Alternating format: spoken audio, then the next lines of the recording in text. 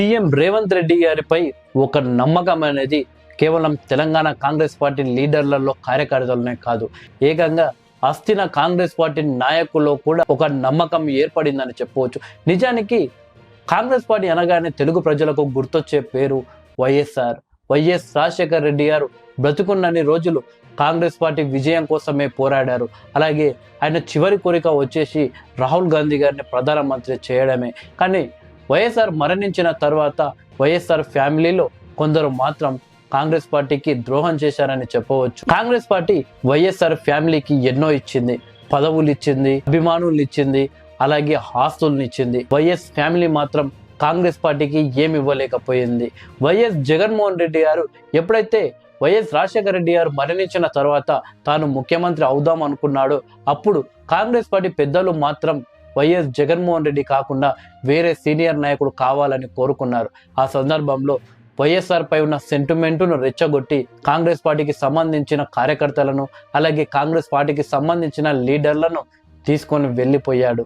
ఆ తర్వాత వైఎస్ షర్మిల సపరేట్గా పార్టీ పెట్టి కాంగ్రెస్ పార్టీపై విమర్శలు కూడా చేయడం జరిగింది. కానీ ఆ తర్వాత కొన్ని మారిన పరిస్థితుల ద్వారా తిరిగి వైఎస్ షర్మిల నిజం తెలుసుకొని తన తండ్రి చివరి కోరిక ఏంటో తెలుసుకొని ఆ చివరి కోరిక నెరవేర్చడం కోసం మళ్ళీ కాంగ్రెస్ పార్టీలో తన పార్టీని విలీనం చేసి ఇప్పుడు కాంగ్రెస్ పార్టీ రాష్ట్ర అధ్యక్షురాలిగా ఆంధ్రప్రదేశ్ రాష్ట్రంలో ఇటు ప్రతిపక్ష పార్టీ అయిన అంటే ఇంతకుముందు అధికార పార్టీ అయిన వైఎస్ఆర్సీపీపై ప్రస్తుతం అధికార పార్టీ అయిన తెలుగుదేశం పార్టీ జనసేన పార్టీపై పోరాడుతూ ముందుకు వెళ్తున్నారు. కేవలం వైఎస్ఆర్ ఫ్యామిలీ కాదు, కిరణ్ కుమార్ రెడ్డి గారు కావచ్చు, ఇలా కొందరు వ్యక్తులకు ముఖ్యమంత్రి కుర్చీ ఇచ్చినా కానీ, కొందరు వ్యక్తులకు బొత్స సత్యనారాయణ లాంటి వ్యక్తులకు మంత్రి పదవులు కావచ్చు, కాంగ్రెస్ పార్టీ పదవులు కావచ్చు, ఇలాంటివి ఇచ్చినా కానీ ఆ నాయకులు మాత్రం కాంగ్రెస్ పార్టీకి ఏమి ఇవ్వలేకపోయారు. కాంగ్రెస్ పార్టీ ఏమి ఇవ్వకపోయినా కానీ కాంగ్రెస్ పార్టీలో చేరి కాంగ్రెస్ పార్టీ సిద్ధాంతాలని కాపాడుతూ కాంగ్రెస్ పార్టీ మాట ఇచ్చింది అంటే ఆ మాట తప్పకుండా నెరవేరుస్తుంది అని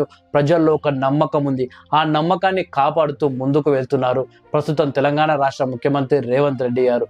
ఒక సాధారణ కొడంగల్ ఎమ్మెల్యేగా కాంగ్రెస్ పార్టీలో చేరి ఆ తర్వాత కాంగ్రెస్ పార్టీ కోసం ఎంత బలంగా పోరాడి ఇప్పుడు ప్రతిపక్షంలో ఉండి బీఆర్ఎస్ పార్టీ ఎన్ని కేసులు పెట్టినా కానీ ఒంటరిగా ఒక్కడే పోరాడి చెంచల్గూడ జైల్లో ఉండి అయినా కానీ ఎక్కడ తలొగకుండా బీఆర్ఎస్ పార్టీపై పోరాడి తర్వాత ఎంపీగా గెలిచి ఆ తర్వాత తెలంగాణ కాంగ్రెస్ పార్టీ వర్కింగ్ ప్రెసిడెంట్గా బాధ్యతలు తీసుకొని సీనియర్ లీడర్లు జూనియర్ లీడర్లని తేడా లేకుండా అందరినీ కలుపుకుపోయి ఎట్టకేలకు బీఆర్ఎస్ పార్టీని ఓడించి ఇప్పుడు సీఎంగా రేవంత్ రెడ్డి గారు బాధ్యతలు తీసుకొని ముందుకు వెళ్తున్నారు. అయితే కాంగ్రెస్ పార్టీ ఎన్నికలకు ముందు 2 లక్షల రుణమాఫీ చేస్తుంది అని ప్రకటించినప్పుడు బీఆర్ఎస్ పార్టీ నాయకులే కాదు, ఏకంగా దేశవ్యాప్తంగా ఉన్న వివిధ ప్రాంతీయ పార్టీలు జాతీయ పార్టీలు కూడా తెలంగాణలో అలా కాంగ్రెస్ పార్టీ ప్రకటించింది.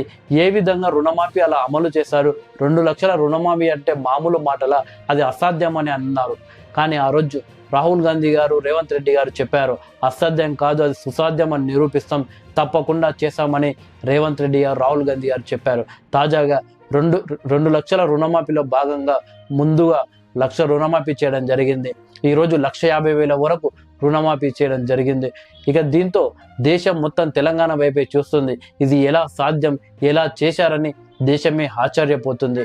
నిజానికి సీఎం రేవంత్ రెడ్డి గారు ఏదైతే అసెంబ్లీ ఎన్నికల ప్రచారంలో ఏవైతే హామీలు ఇచ్చారో ఆ హామీలు నెరవేర్చడమే లక్ష్యంగా ముందుకు వెళ్తున్నారు. ప్రతి దినం రెస్ట్ కూడా తీసుకోకుండా ఆ 6 గ్యారెంటీలతో పాటు ఏవైతే హామీలు ఇచ్చారో అవన్నీ నెరవేర్చడమే లక్ష్యంగా ముందుకు వెళ్తున్నారు. బీఆర్ఎస్ పార్టీ నాయకులు రేవంత్ రెడ్డి గారిని అడ్డుకునే ప్రయత్నం చేస్తున్నప్పటికీ రేవంత్ రెడ్డి గారు మాత్రం ప్రతిపక్షాల గందరగోళాన్ని పట్టించుకోకుండా రాష్ట్ర అభివృద్ధిపైనే ఫోకస్ చేసి ముందుకు వెళ్తున్నారు. నిజంగా రేవంత్ రెడ్డి గారిని చూసి కేవలం తెలంగాణ ప్రజలు కాంగ్రెస్ పార్టీ కార్యకర్తలే కాదు, ఏకంగా ఢిల్లీ కాంగ్రెస్ పార్టీ నాయకులు కూడా ఆశ్చర్యపోతున్నారు.